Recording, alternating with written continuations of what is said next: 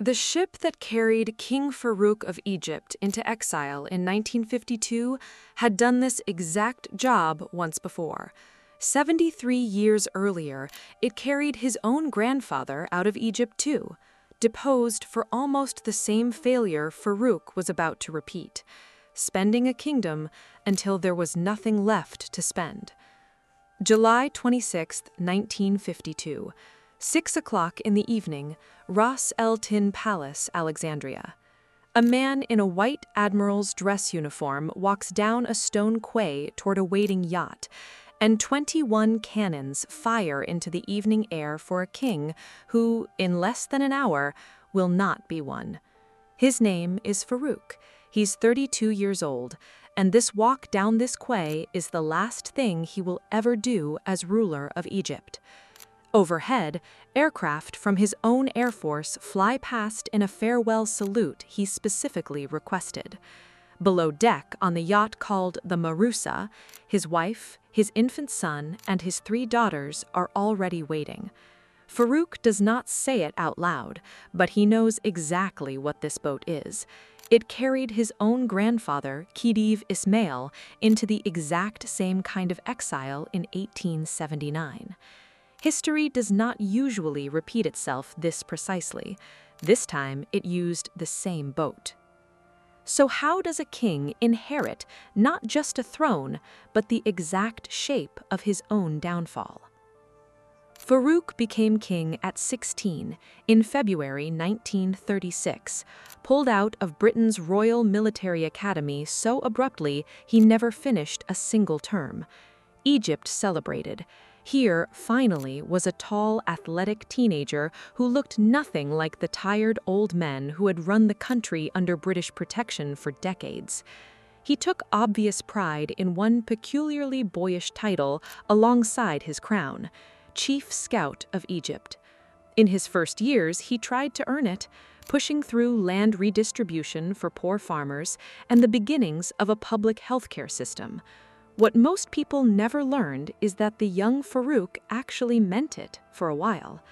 Then came the war. In February 1942, British tanks rolled up and surrounded his palace. British officials walked in with a written order: appoint the government London wanted or lose the crown by morning. Farouk signed. He kept his throne, but every official in Cairo now understood something Farouk himself never fully recovered from. The King of Egypt answered to a foreign ambassador with an army standing behind him. If stories like this, the parts of history nobody puts in a textbook, are the kind of thing you enjoy, subscribe now. This channel exists to keep digging up what got left out.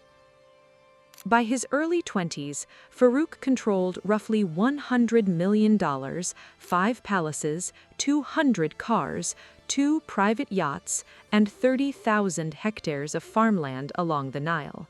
He also inherited something far less visible, an appetite that would eventually outlast every one of those numbers. Most nights he gambled at the Royal Automobile Club in Cairo.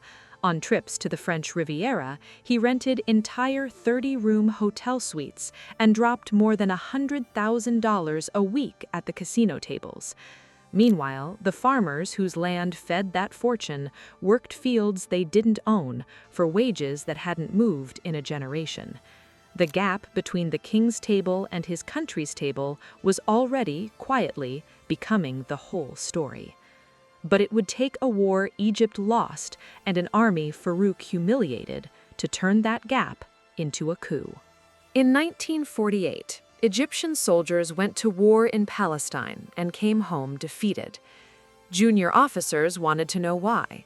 What they found broke something permanent. Military contracts, signed off on by men close to the palace, had supplied the army with defective weapons, grenades that went off in soldiers' hands, shells that never fired at all. Farouk denied responsibility.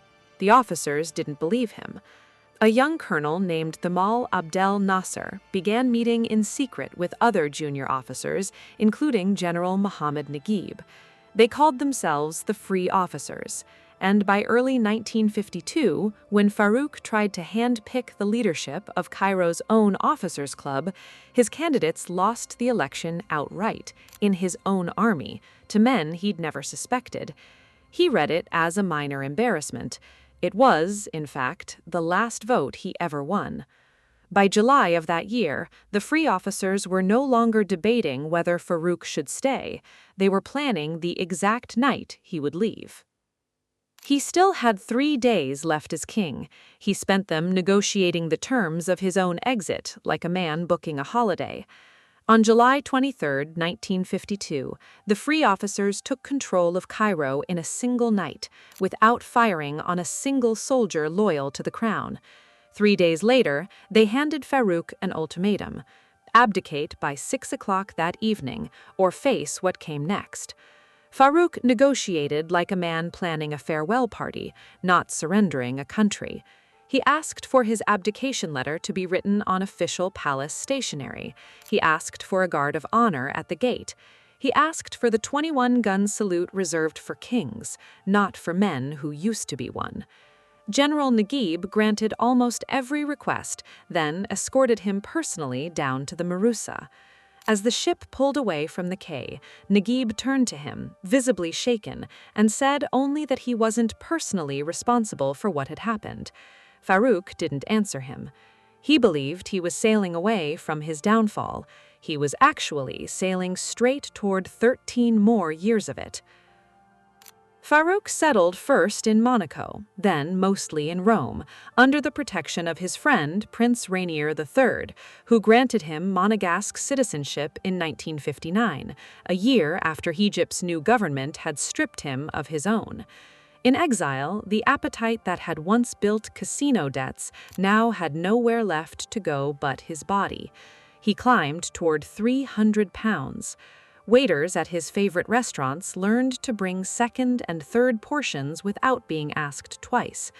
The detail that never made most history books: Farouk kept 2 personal bodyguards, whose main job wasn't protection from assassins, it was managing the crowds of reporters who wanted one more photograph of exactly how far the once athletic boy king had fallen.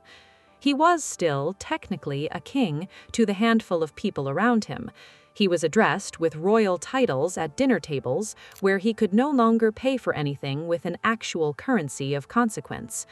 12 years of that arrangement wore a person down in ways a coup never could.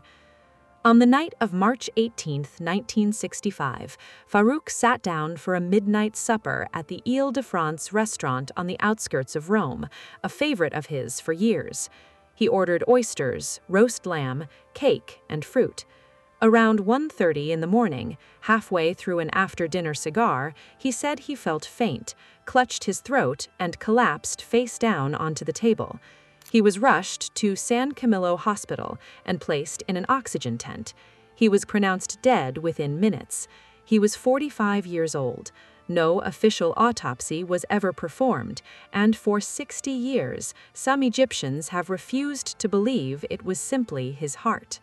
One retired Egyptian intelligence officer was rumored for decades to have been working, conveniently, as a waiter in that very restaurant the week Farouk died, a claim he denied publicly every single year until the day he himself passed away.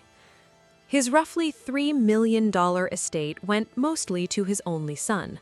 That son, Fuad II, the infant who ruled Egypt for 11 months without ever being able to walk, grew up in Switzerland instead of Cairo, and lives there still today in his 70s, decades removed from a throne that was formally abolished before he could talk. Farouk's own body wasn't allowed to rest at home either, not at first. Egypt's new government denied his final request to be buried in Cairo. He was only permitted home years later, laid to rest beside the very father whose crown had made him a 16-year-old king.